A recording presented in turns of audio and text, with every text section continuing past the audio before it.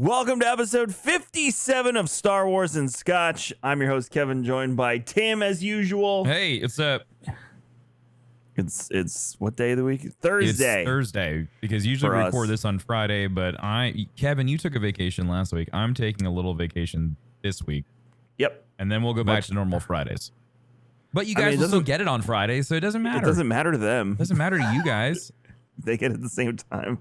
Except 2 weeks ago, I walked by Max's desk and he had this look on his face. I go, "What's wrong?" And apparently After Effects for the wavelength videos that we do for the video portion was not cooperating, and he had rendered it like 3 times and it had failed in the last like 30 seconds every time. Oh. So he was having a day. That was the day that we put out the tweet that said that the Imperials had raided the Rare Drop office. Oh, that's what happened.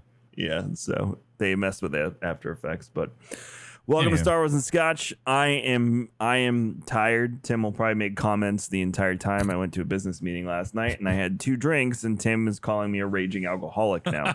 Because he wanted to go to the gym at 5 o'clock in the morning. I had to go to the gym at 5 o'clock in the morning. Yeah, just like apparently you had to have 2 old fashions. I did. I was having a very good conversation, and it helped move things along. So okay. Yeah. And the next thing he'll say is like, "Tim, surprise, I met George Lucas and we're going to be in the next Star Wars movie."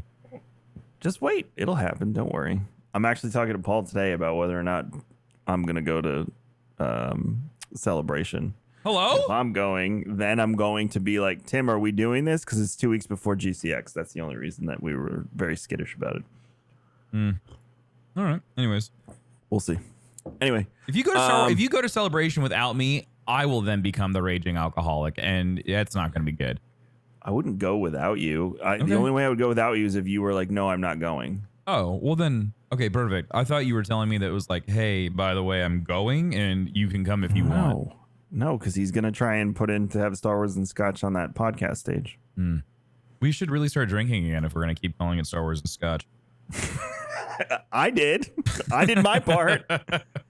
The problem is that we recorded in the morning, so I have to put Scotch in my coffee just to make it work. So, man, okay, then we will be actually known as the Raging Alcoholics. Could it be Star Wars and Kahlua? Because that would really go much better for my mornings, if possible. Yeah, then you have to drive to the office. It just then turns into a mini game. That sounds so illegal and dangerous. But speaking of coffee, I am drinking King's Coast coffee in this mug that no one can get anymore because it's from the summer collection. So it sucks to be you. But Dia de los Muertos launched yesterday. So for you, it'll be 2 days. And hopefully there's some left for you. But if not, there's more stuff coming down the pipeline. Holidays are coming. Black Friday, more cocoa. Stay tuned. KingsCoastCoffee.com. Man, we're going to have to do like Christmas stuff. We were talking at the gym this morning. Got to order the turkeys already. Yeah, man, that's wild. From our little butcher guy. It's just crazy to think that this time last year we were getting ready for Mando season 2. Yep, a year ago. Yeah, and now we're getting ready for Book of Boba. Those episodes are so good, though, of us speculating. We actually got to the first time we had Alex and Molly on was speculating about the season 2 trailer. Oh, right. Yeah. That was a year ago? A little bit. Oh, my gosh. We should have them back on the show. I could reach out. They would do it. They're the best. They're the most easygoing. They're like, yeah, whatever. But then he makes the videos and he's like, "I'm Star Wars." He has this amazing video voice. But then when you talk to him off of the camera, he's like, "Yeah, whatever." They're very chill. They're very chill. Yeah, I like them a lot. We love them. Good people. They're going to Celebration because I was talking to Molly about it when we were setting up for GCX stuff. So I got to make that decision this week. Anyway, so I just sent Tim this Bring Home the Bounty. Okay, yeah. So at first, it looks like it's an NFT project. That's what I thought this was, because you scroll down and the first thing is like this hologram, and I was like, well, we could just go ahead and just buy these with Ethereum. But it's going to be, so it says get your tracking fobs ready. So is this going to be like a thing you can collect? Is this like I think it's a marketing campaign. Okay, so you don't think it's anything more than that? Am I looking far too deep into this? Every Tuesday from now through December 28th, this is straight from StarWars.com, by the way, you can expect reveals of new items inspired by everything from the Book of Boba Fett, premiering exclusively on Disney Plus December 29th. The Mandalorian classics like the Skywalker Saga films, animated series including Bad Batch and Visions, and much more. Oh, okay. So if I would have scrolled down a little bit more, I would have seen that this is nothing more than just Disney wanted to get more money out of me. Well, Lucas, because it's celebrating Lucas's 50th anniversary. Yeah, but you do know that's all it's going to Disney. Doesn't all go to Disney. It's all going into the mouse's pocket. Kevin, they took away my annual pass. They're not forgiving. You think Mickey goes down to Texas to the Skywalker Ranch and he's like, it's time to pay up the protection money. Probably. Like he's part of the mob. Yeah, he shakes him up. Kicks over a Yoda statue. Don't make me kick R2. I'll do it. I feel like the Mickey from South Park is probably the most realistic representation of Mickey when he beats the shit out of the Jonas Brothers. Don't you ever talk back to me again. Yes, sir, Mr. Mickey. Yes, sir, Mr. Mouse. But they've had a lot of really cool items. The first one that I freaked saw out about the Crocs is this Mandalorian-inspired shoes from Crocs. And, if I was someone... Okay, so if I was, working in the medical field, or if I was someone who was on a boat a lot, I would totally rock these. My kid loves wearing Crocs right now. He just kids should so all wear easy Crocs. Kick on and kick off and put on. Wait, who wears Crocs? I said all kids should wear Crocs. They're so easy to deal with. Yeah, and then them. you just hose the shoes down. They're amazing. They're so good. We got Ahsoka, Grogu, and Mandalorian-inspired sunglasses from Diff. What is Diff? 100% somebody's doctor is going to walk in the next 2 months. Into with Mandalorian Crocs with the on? Mando Crocs on. Oh, 100%. Most definitely. Like, good morning. How's your penis? Yeah. I see you're also a Mandalorian fan. You're also a Mando fan. Yes, I am. Now take your pants off. Now turn your head and cough. Oh, God. It's so uncomfortable. Yeah, I have no idea what Diff is. Let's see. Diff. Sunglasses. We got pop figures. Do they come in different colors or anything? Well, they said Ahsoka, Grogu, and Mandalorian-inspired sunglasses. So I would assume the blue one are the Ahsoka ones. Diff eyewear. The Grogus are green. Charitable eyewear. Oh, that's cool. Oh, okay. So reach. We're on the website right now. The Mandalorian ones are probably my favorite. They are like aviators. So Diff really does cool. Diff does what Tom's does. You buy one, they give one. I don't think it's 1-to-1, but they've based on proceeds of what they've received from their sales, 2 million people with received reading glasses in the past 4 years. Oh, that's all. Couldn't afford them. We have to buy a pair. Yeah, I'm gonna get the Diff. Okay, so what's really cool is they've got 1, 2, 3. They've got 5 different styles, and they range from Grogu themed, which are green, like they're the oversized wingtip kind of glasses, same as the Ahsoka ones. Oh, click! They have a ton of them. They have a ton of them. They have the Mando, the Luke Skywalker. The Luke Skywalker X-wing ones are really cool. They're aviators, or like they're the aviator cut, but they're yellow lens. They look really, really cool. They've got stormtroopers, Darth Vader, Chewbacca. The R2 blue light ones are literally what Paul wears. Yeah, the blue aviators. Stormtrooper ones are freaking hot. I like the Darth Vader ones a lot. Mando ones are nice. The Luke ones are my favorite. Gonna have to get a pair. Ooh, I'm gonna send these to my wife. Maybe I can get these for Christmas. These Luke ones are awesome. And then they have a bunch of other stuff here as well. They've got, going back to this whole bring home the bounty with the new galaxy-spanning Star Wars products. They've got jackets. They've got different action figures. So it's just going to be a bunch of stuff every week. So this week was Shop the Collection. Week 2, and that's it. That's the only thing that they say. So next week they will reveal what's for that one. It looks like Kevin. So towards the end, they've got themes up as well. So week 2 is Mando. Week 3 is Bo-Katan. Week 4 is Ahsoka. Week 5 is Rex. Week 6 is Grogu. Week 7 is a Tusken Raider. Week 8 is a Gronk droid with a bow. So that's on November 30th. So it's right after Thanksgiving. Then we go into December for week 9, which is the Lucasfilm 50th anniversary. And then week 10 is really interesting because it's an Xbox controller. Or it's just a video game controller. It looks a lot like an Xbox controller, but I wonder if that means we are going to get some type of video game reveal or announcement or showcase. Like, we know that there's video games coming. You know, there's a lot of different studios that are making these games for this IP. I'm very, very curious to see what happens next. And then week 11 is Boba Fett. That's December 21st. That's going to be right before the Book of Boba drops. And then week 12 is also really interesting because we have two lightsabers crossed together. One is very Sith looking. The other one is very neutral, very Jedi looking as well. So I'm very curious to see what that's about. I can't figure out whose lightsaber that is. It's a very interesting hilt. It's got like it's got a claw that comes. I feel like we've seen this lightsaber before. There was somebody tweeted it at me and I can't find it now, but apparently there was a leak that we're getting another video game trailer before the end of the year for a Star Wars game. Well, then week 10 would make sense. Yeah, that's why it's the stars are aligning in my head. I wonder if that's Fallen Order 2. Oh, wow. That would be really, I mean, like, that would make sense because it looks like an Xbox controller. Jedi Fallen Order was pushed very heavy on Xbox. Xbox did the incredible commercial for Jedi Fallen Order. Do you remember that one? Fantastic commercial where you're like, it was a lot like Battlefront where you're like going back and forth. It was the daughter with the dad, and he was watching her, and he was like, he was the Inquisitor. I feel that. Hell, you so even got deeply. the awesome lightsaber hilt that they sent you. So Microsoft was really heavy in Jedi Fallen Order. So that could make sense. I got that through Mixer. Yeah, you got that through Mixer. It's the only thing they ever gave me.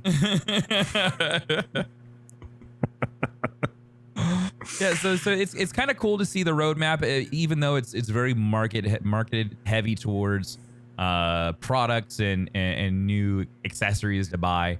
But it does look like we're gonna get some new things that we don't have to pay for as well for the rest of the year, which is cool. Yeah, I'm trying to find. I don't know where that leak came from. Oh, here we go. Found it.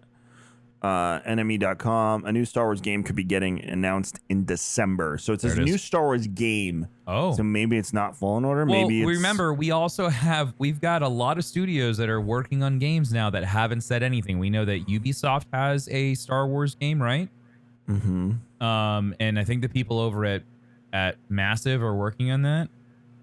So they're actually using the Bring Home the Bounty as part of the speculation. So it could go either way. It could be a new game. It could be the existing. It could be a trailer for. Sure, it could be a DLC. It could be a lot of things. But my point is that there's still a lot of studios that have confirmed they're working on Star Wars IPs that have not announced what they are yet. Or it could be a regular ass Xbox controller. Oh my God. Could you imagine if it was just a Star Wars themed Xbox? It was an Xbox Elite controller and they're like, get your Star Wars themed Xbox Elite controller for Christmas. But that's not the right time to do it. If you were going to release that, you would push it out with a Black Friday sale. Yeah. You wouldn't do that. You wouldn't do that on the second week of December before Christmas. There's no way.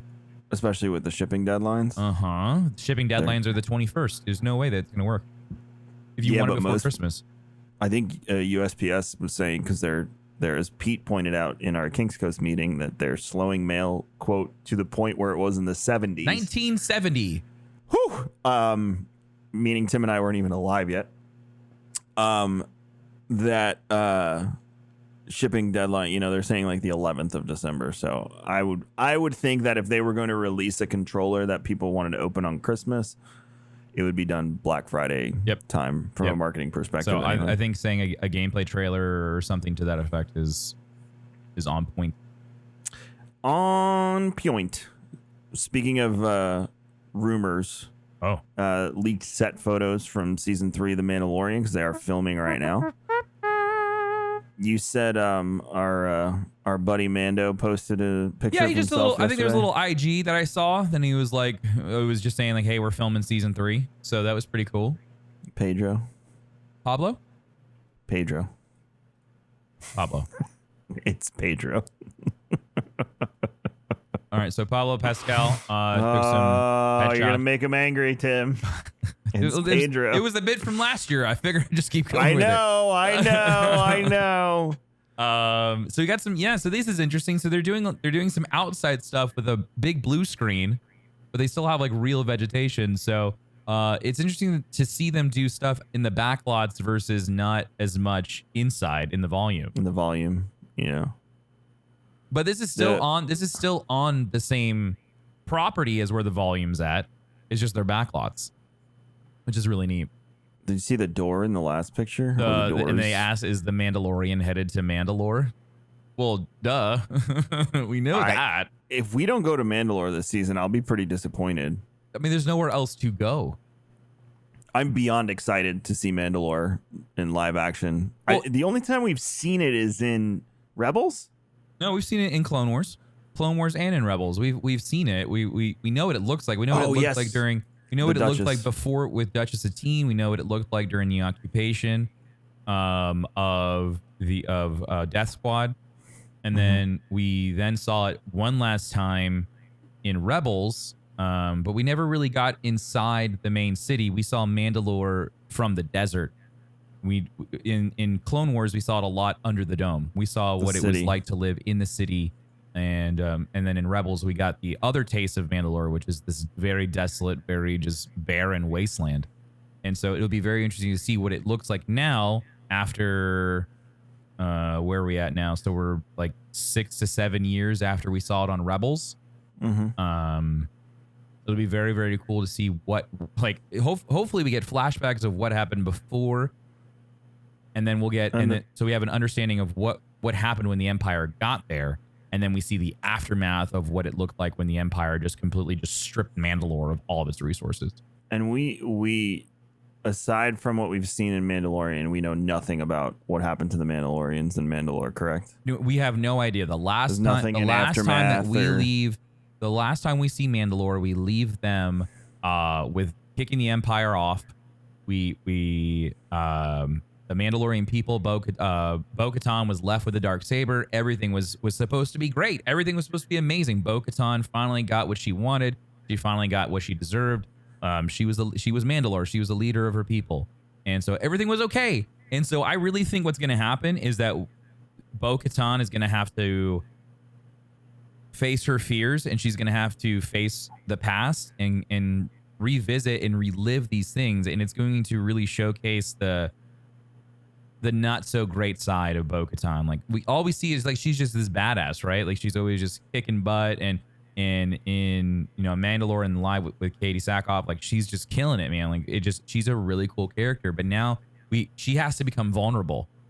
We're gonna see a really raw side of Bo-Katan, I think, because she has to admit defeat. She has to admit her loss, and like for a Mandalorian, like that's a no.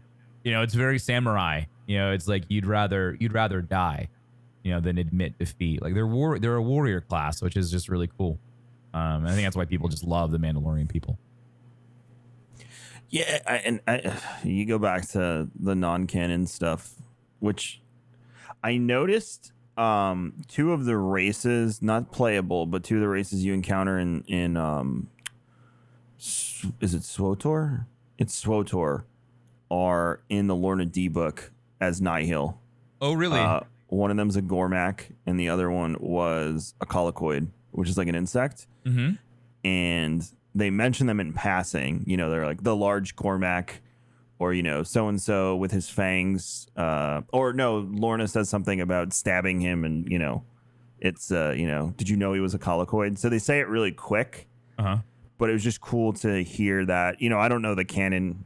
If both races have been introduced, but as someone who played that older stuff, it's nice to hear them bringing some of that stuff back. So I do hope a lot of the stuff with the Mandalorians does make its way into canon. A lot of it wouldn't conflict with anything they currently have. I know they made Mandalore the Great canon, and the story of the Mandalores, meaning the leaders of the tribes, I should say, are super interesting, and they're like gods basically, and mythology of them in the battles against the Jedi and all this. It's just cool shit. So I hope that going to Mandalore, exploring the politics of where they're at, leads to enriching the history and canonizing a lot of what we know, or at least bringing new canon in. That's cool and badass. I think what they did with season 1, it really piqued our interest for the Mandalorian people and the Mandalorian ways, and like they really touched on a lot of things that everybody loved, right? They talked about, like you said, Mandalore the Great.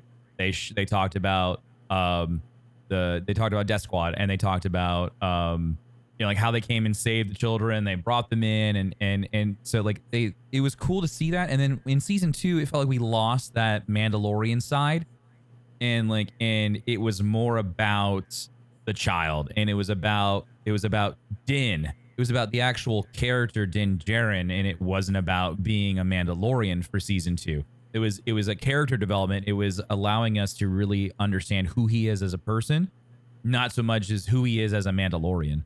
And so I really hope they get back to that whole, like, really having an opportunity to explain more about Mandalore, what it is to be Mandalorian, the way, all the stuff that was really cool in season 1 that we talked about. And then hopefully they bring it back, because I really miss that. I want that the Mandalorian people in this planet, people love it, and they've never dived into it within canon. Within the canonical series of Star Wars, it hasn't been touched on. Like you said, in the expanding universe, in Legends, the Mandalorian culture is expressed in a very deep way. Like all these crazy facts that no one really does know if you follow the canon part of Star Wars.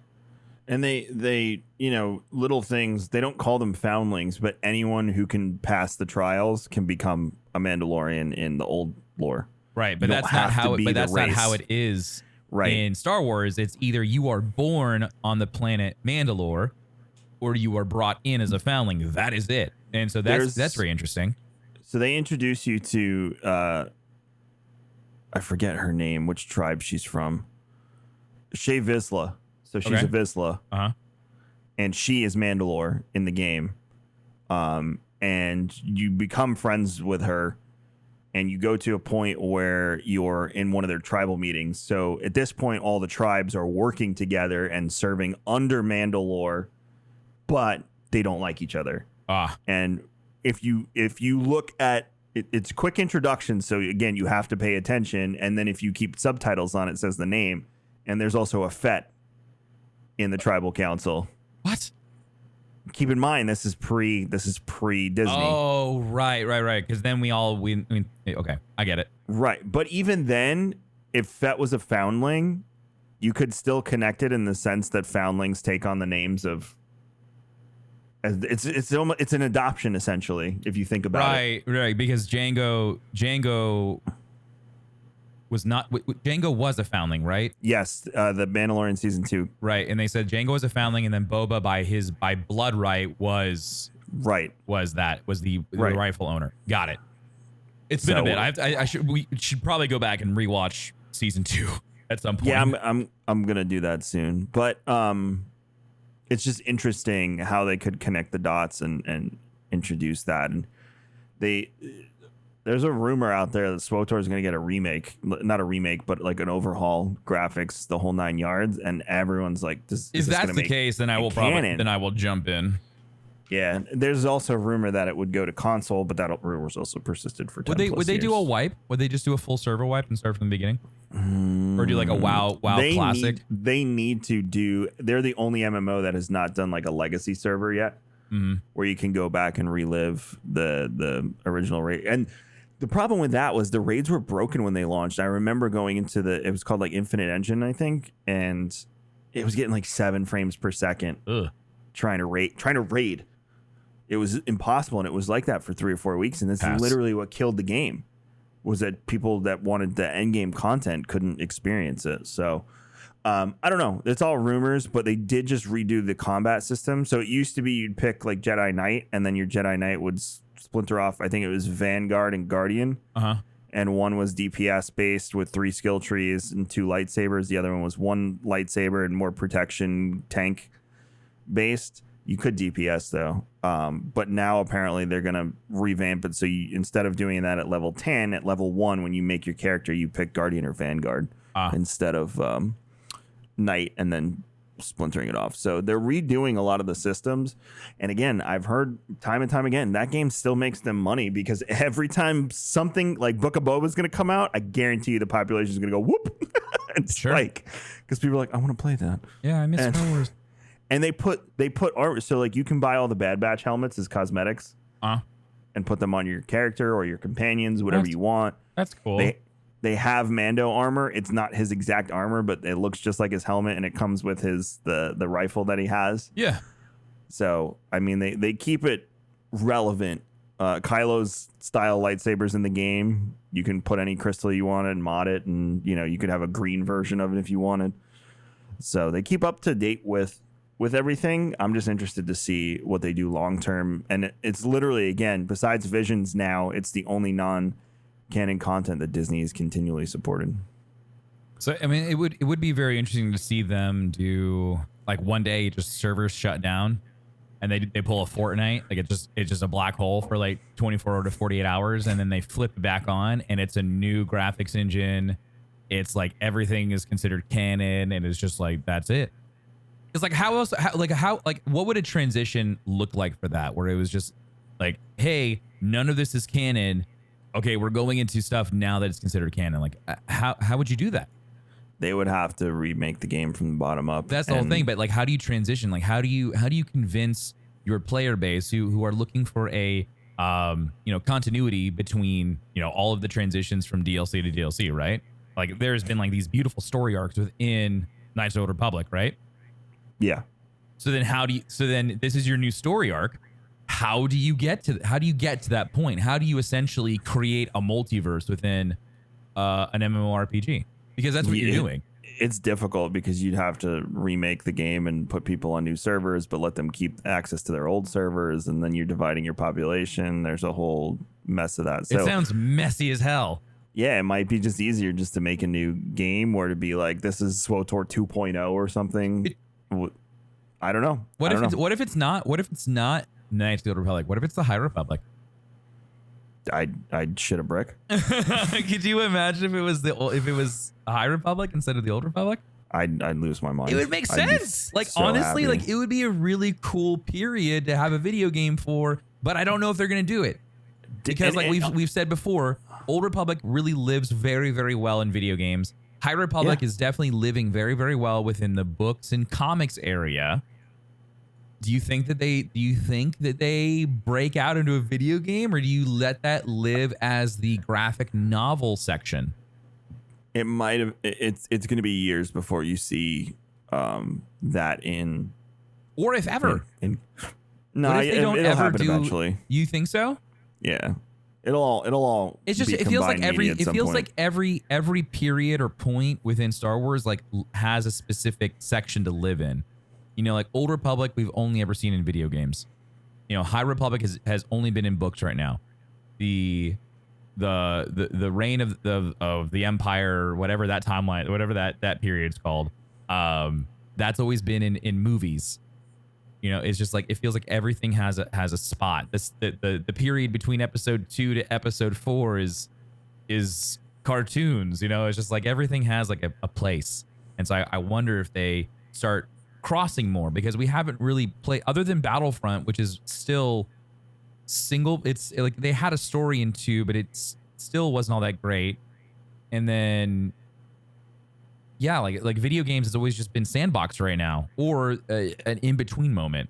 So I'm curious to see like if they really start to take like the bigger periods in Star Wars and really start to develop them into different mediums. It's again, this is all the speculation, but eventually, you'll have your High Republic game. Obviously, Acolyte is down the road at some point. I guarantee you a High Republic trilogy will be within this decade. But Acolyte it's not High Republic though. It's the end of the High Republic era. So is it still considered High Republic though, or is it like one of the gaps? You want my theory? Yeah, go for it. I think Acolyte's gonna walk you right up to Darth Plagueis. Do you know how that book starts? I don't remember. It's been book starts 15 with years. Darth Plagueis. Darth Plagueis is in a cave with his master. I forget his master's name. and they're doing a reconnaissance mission on in a cave on a planet in a cave looking for specific minerals or something like that. Anyways, it ends up being a booby trap, and his master and him they figure it out, and his master at some point the cave explodes and his master stops this big boulder, and Plagueis just realized he's like, at that moment I knew, he's like, I could never overtake him with strength, because Plagueis wasn't a very strong Sith. Yeah. He was very smart. He was really, really smart. He was a scientist. And so his race is from the banking clan. That race, I forget what they're called. Moon? Sorry? Mune, Yeah, yes. Moon, something like Munes. And so his master's catching it, and he essentially just force pushes him or helps the rock fall down and kills him. And that's how he takes his master, and then that's how his book starts. It's really good. I think they're gonna lead you up to that, since that's like the bridge between the two eras. That would be very interesting. Maybe we'll meet Plagueis' master. Maybe the first apprentice is the acolyte. Well, they said the acolyte's not technically going to be a Sith, right? Or will they? I don't know. It's just I thought it was like a dark force user. Yeah, I want to, and they're starting to lean into it. If you, the more you get into High Republic, you can see the dark side of the Force. I am maintaining, and this will segue us perfectly into Rising Storm. I maintain that although the quote Jedi have not seen Sith for hundreds of years, is absolute bullshit. And they're keeping it quiet so Padawans don't get curious and start roaming around. Look what happens in Rising Storm. Exactly. It's just like, at that moment when I'm terrible with names, the pretty boy, as he's just like, I had sex, yeah, Elzar. and Elzar man just like, he's just so mad at himself for having sex, and he's just like blowing ships up with the Force, like, stuff like that is just wild. And yeah, of course, like, why would it? Masters definitely wouldn't want their apprentice to see that. Well, even at the end, he to win that fight, he definitely taps in. Oh yeah, multiple times, but he liked it. He's like, he loves it. He's like, I can control it. I know how to master this. I was like, I've heard that 100 times. I was like, yes. But you can tell Stellan now is all thrown off, and he's a little weird about it. Stellan was like that from the beginning, though. He was having those doubts at the beginning of the book. Elzar is also the one that has the visions. He has the visions as well. So it was the same. As soon as he started talking about visions and how he was playing into it, I was like, oh, so it's just like what happened with Anakin, where he was playing into his visions with Padme, and those visions were planted by the Emperor. I wonder who's manipulating them.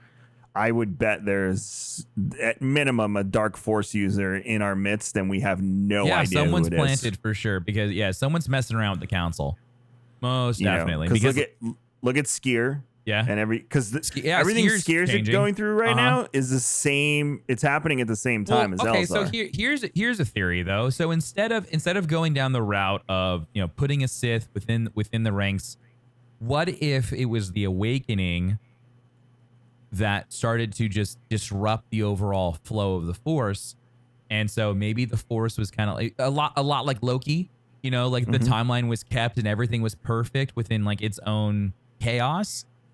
And so once the Drangir were awoken, and because the Sith were so afraid of something that was so evil, was more evil than the dark side of the Force, what if their presence is literally just throwing everything out of whack? Maybe. Because everybody was good, Skier was fine, like nobody was having like weird visions or anything until they moved the Sith statues from the space station. Who was the Jedi that the like amorphous blob dude? The amorphous blob dude. Was it Umber? Was that his name? The one who has the cool voice because he's wearing the exoskeleton thing. Oh, and he talks like this. Yeah. I can't remember his name now, but he was so much fun in this book. No, he was the Was he the librarian or the bookkeeper? He was the keeper of the relics. Yes, for the Republic Fair. Yeah. Every time I heard him talk, I kept on thinking he was a robot Jedi, and I I forgot that it was an exosuit. I'm trying to see Relic Keeper, High Republic. Yeah, he was. Valo. Yeah, Valo. There. Now, Valo. Now you know why I wanted him to say it.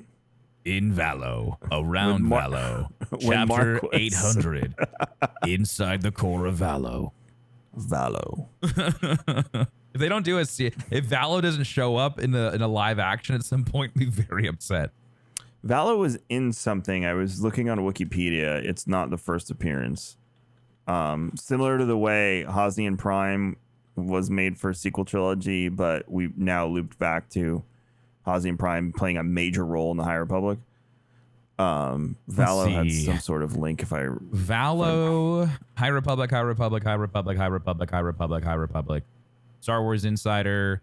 From a certain point of view, The Empire Strikes Back. Valo shows up there. Yeah. Other than that, it's all High Republic.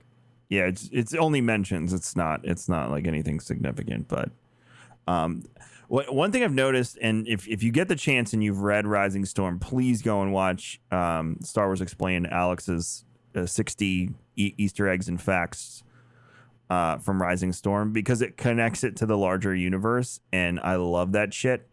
And one thing I've noticed is they're taking a lot of obscure stuff from non-canon and making it canon in passing. Just like I mentioned, the two races in the Lorna D book, the Gormak and the Colicoid. There's just lots of planets and names and things and even people and last names sometimes that you're like, oh, okay, that's from blah, blah, blah. And Alex does a really good job of cataloging all of it and putting it right in front of you. So highly recommend going and checking out that YouTube video, because there's a lot in there. Oh, yeah. That links back to the broader universe and connects everything really nicely. But one of the big things, too, in this was Chancellor So. She played probably a bigger role than she's played so far. Yeah. And I love her voice. Her dogs are great. Oh, her big cat thing, whatever their names are. Guard beasts, whatever you want to call them. They're dope. Yeah, yeah, you're right. They have cool names. They got the throwdown in this one. We got to learn about the Togruta more, which I thought was really cool. They're so cool. Yeah, I didn't know like the Huntress was like their leader. I'm like, oh my god, they're badass. Yeah, the Togrutas. I didn't know they were a warrior class.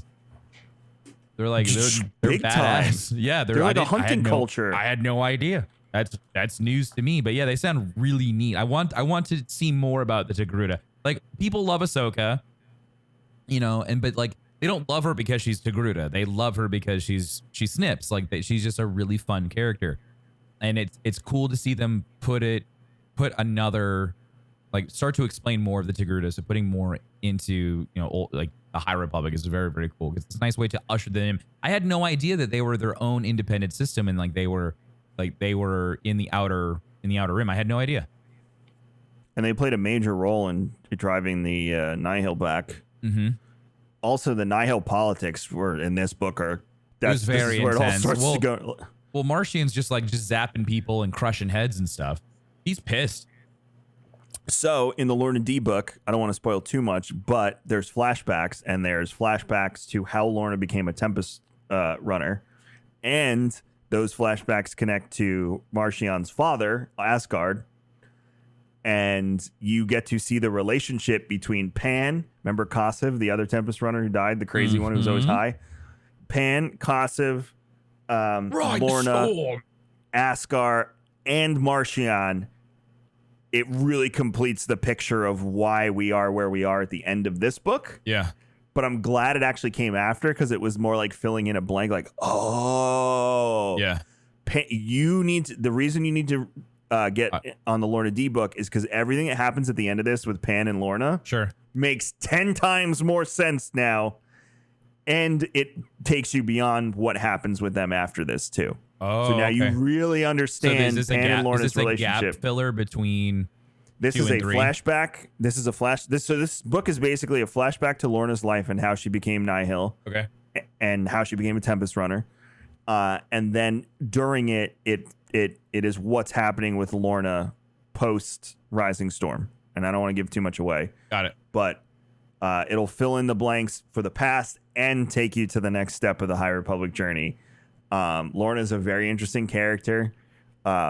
She's got some vibes of Hera. I know that's a really weird comparison, but once you dive into this book, which is only a little over 7 hours, I have like 45 minutes left. You'll understand what I'm saying. So, I highly recommend the Lorna D book. I tried the other one in between them, the young adult one, and I could not do it. I tried so hard and just couldn't do it. But yeah, the Rising Storm and Tempest Runner books really complement each other, and really tells a complete story of the Nihil. But like you said, Martian's going off the deep end. What's the weapon that he has? The regulator, equalizer. Yeah, it's the one he gets from his aunt. Okay. So can we talk about how crazy his that entire part was?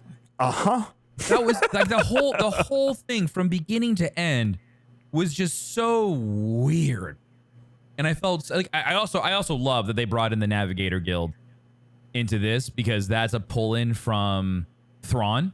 And so like that's a pull in from Thrawn back into High Republic, which is really, really neat. I loved that.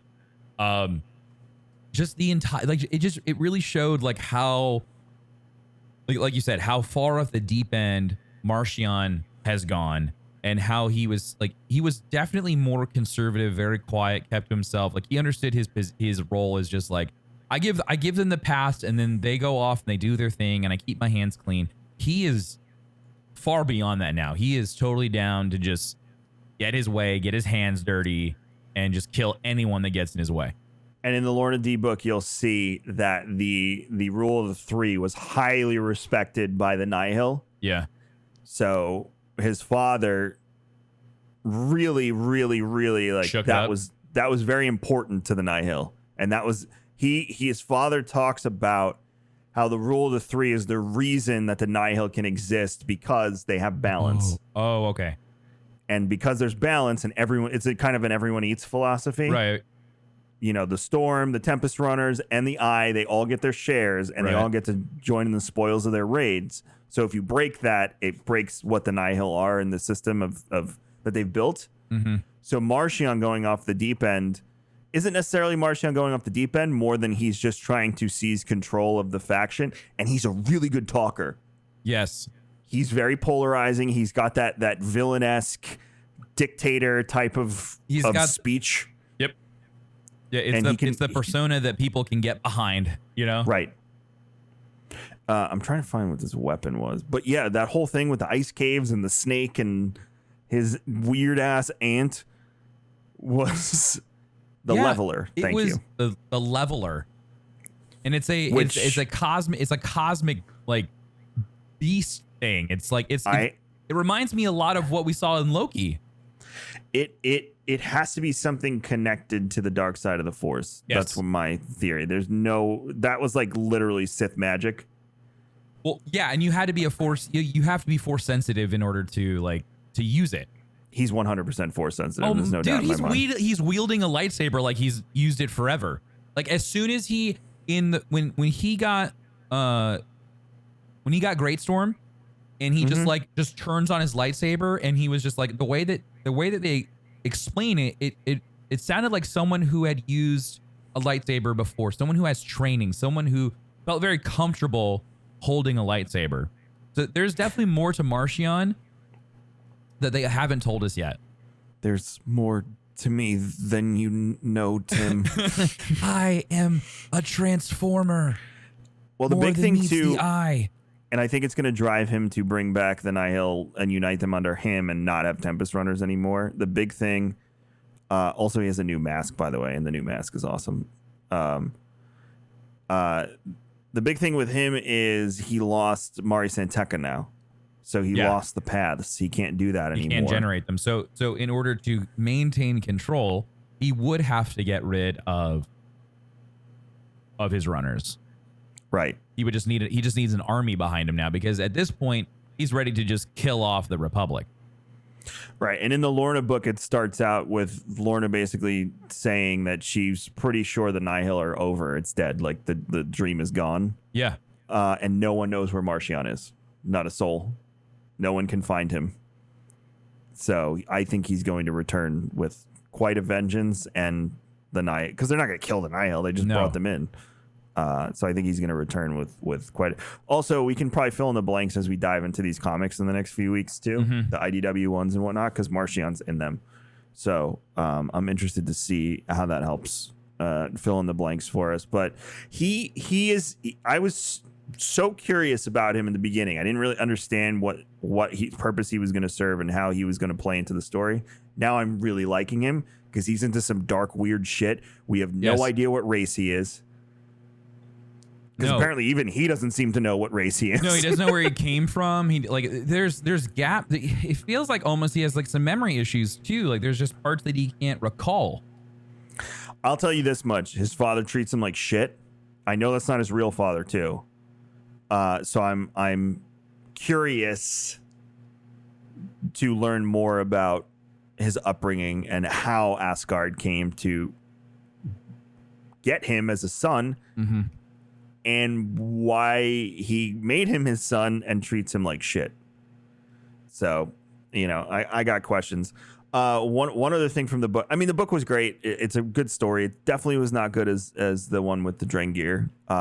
It's very long, and correct me if I'm wrong here, Tim, but I feel like it didn't have to be that long. No, there was a lot of finite details that I was just like, okay.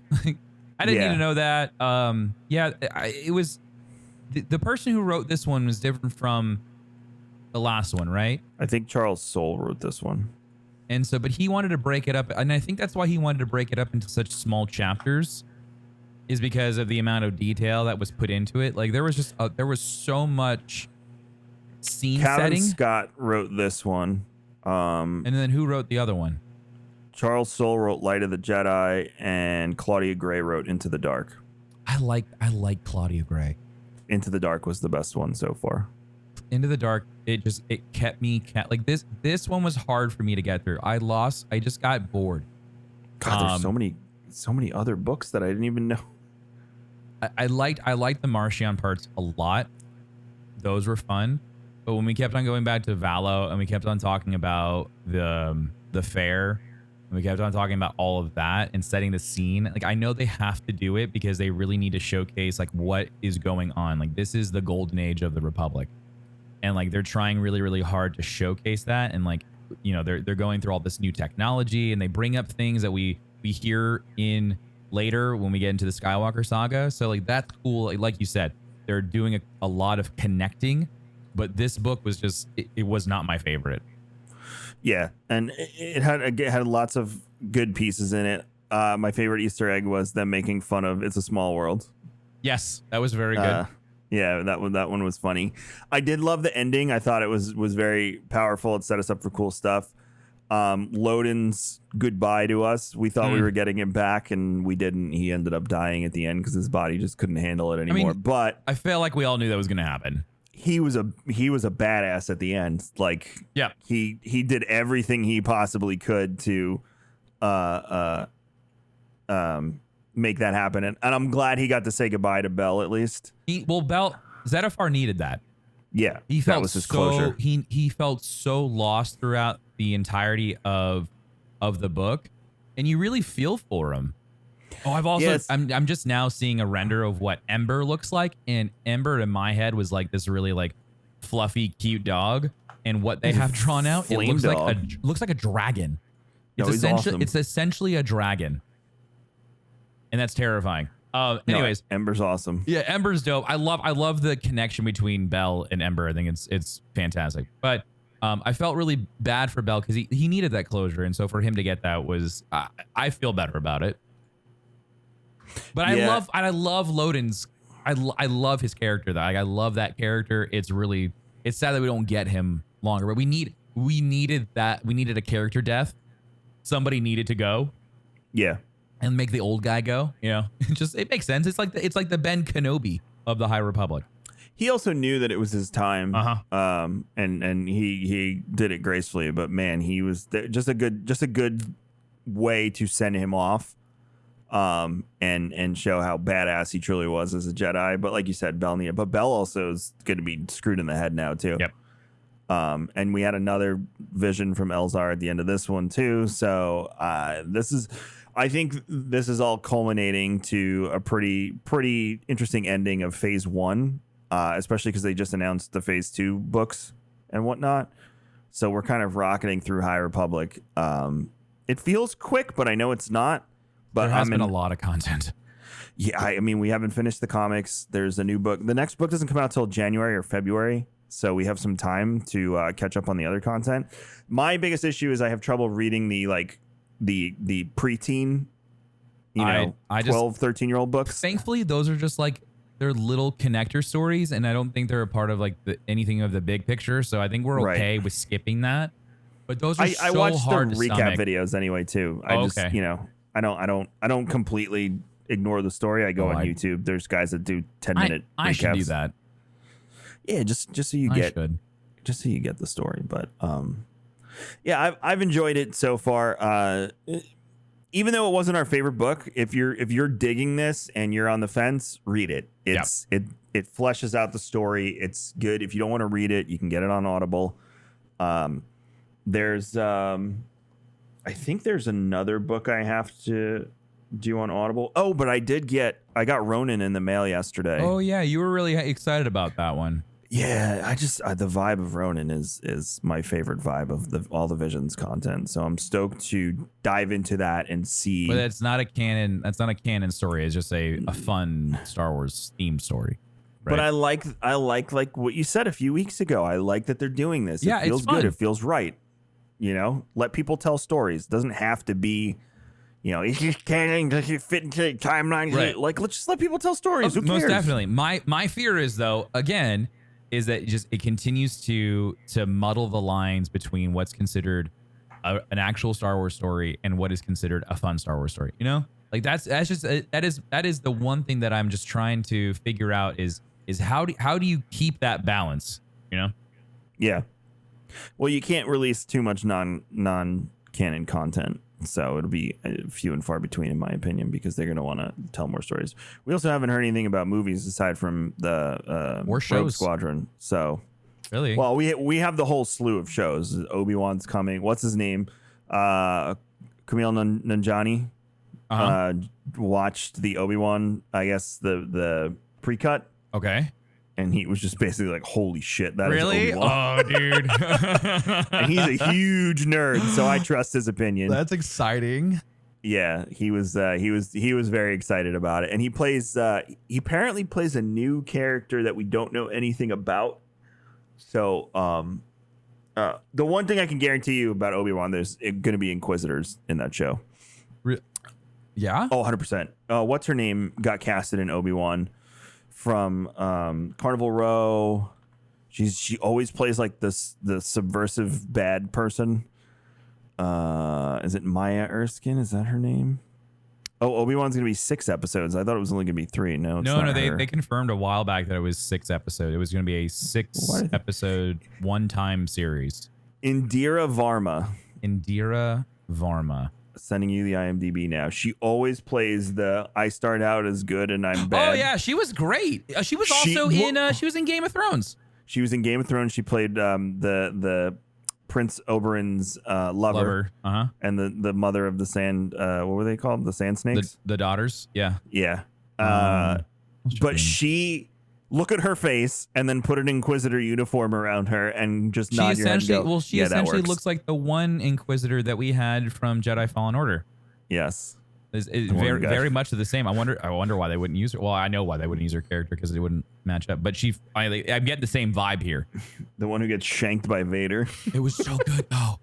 Oh, that reveal. You just hear clunk. That was still like one of my most favorite moments. I wonder if I still have that VOD. Oh, that was so worth the entire playthrough, was just having Vader show up. And it was funny because we finished it on the same day, so people were coming in because you did it earlier than I did, and then people were coming over to me. And it was hilarious. And they were coming in, they were like, "Oh, it's your turn now. We just watched Tim finish this," and I'm like, "Okay." And I just was like, "No way, no way. And then we're in the room and he's just ripping apart that room. Dude, we need another Star Wars game so badly. We got a slew of them coming. I'm excited. Very excited. So, yeah, that's it in the world of Star Wars this week. Tim and I will be back next week. I'm probably gonna check on some of our guests, like you said, Alex, Molly, and or if you guys are fans of other Star Wars content creators and you'd love to have them here on Star Wars and Scotch, let us know on Twitter. You can tweet at us. You can tweet at RareDrop. You can tweet at KevinXVision or at Darkness429, or all three of us at the same time if you want. And let us know who you'd love to have or you'd love to hear have on the show here with us.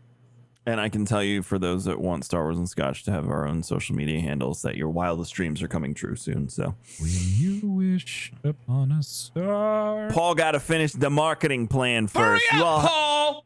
You all have a good one. Thank you so much for hanging out on Star Wars and Scotch. Make sure you go grab the 5th anniversary collection of Rare Drop on highscoretees.com. It is the last chance. Very soon, they are going away. It was a limited collection, making room for new stuff. Make sure you keep your eyes peeled on Tim's store there too, because there's I hear rumors and I see emails of things coming on Tim's High Score Tees store. So the future is bright if you like merchandise. Yeah. Do people like merchandise? I think so. I think people like merch. All right. If you like clothes, yeah, I love. Well, I mean, I like being naked, but for some reason they keep on telling me to stop. So who's they? All right, guys, we'll see you next week. May the force be with you. Yep, mate. Yep, that. Goodbye.